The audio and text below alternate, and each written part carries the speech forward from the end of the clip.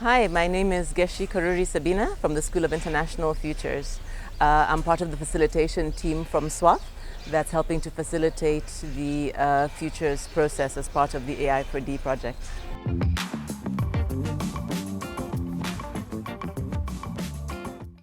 Right, so our team was invited as a group of futurists, as a school that's working with young futurist practitioners who've also been thinking about data governance futures to help facilitate a process of futures thinking and foresight, so scenario building that would help contribute to the thinking of the group, but also to the strategy building that will be continuing through the project,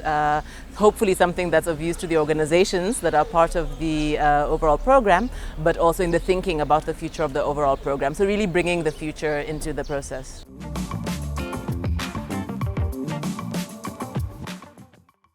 So it's really essential, and I think in Africa more than other places where we are sometimes really concerned and fearful about the future, either what we call Afro-pessimistic about the future or Afro-optimistic, where people are just like, oh, it's all going to be great. It becomes really important that we give people tools that really help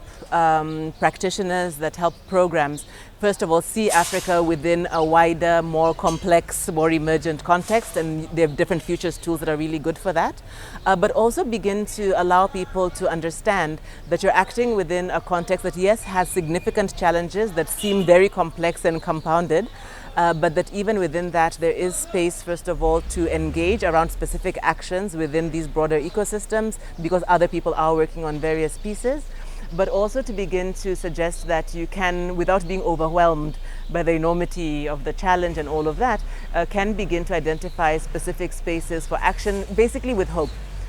that you're intervening, but in a way that makes sense of context and makes sense of your tools and your programs in view of everything else. So thinking about the future, I think, becomes, and the tools we use for thinking about the future become really useful for sense making and meaning making,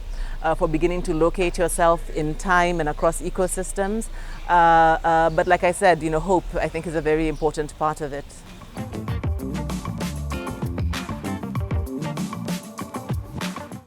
So quite a lot, and being here over these 3 days, one observation, maybe more than a lesson, has been just how many organizations are doing and thinking about really important projects and areas of work that relate to using emerging frontier technologies and development, but in a way how diffuse it can be sometimes, and sometimes the connectivity and the recognition of other actors who are asking similar questions or who are grappling with similar issues, and how just bringing them together so that they can begin having those conversations and sensing each other and sensing each other's work in relation to these bigger complex problems becomes so important.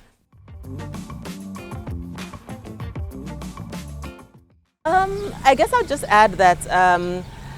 Africa's future matters so much for obviously everybody who's part of this process, but matters a lot for Africa itself, but also for the broader world that we're in. And so I think any process that really enables us to think about ourselves as Africa, as Africans within that broader context, and our agency and the alliances, if you want, for the changes we want to see, will really only be of value to the organizations that are part of this, but of value to a wider world that's concerned with like really big existential issues. And I think this is a really small part of beginning to engage with our common futures.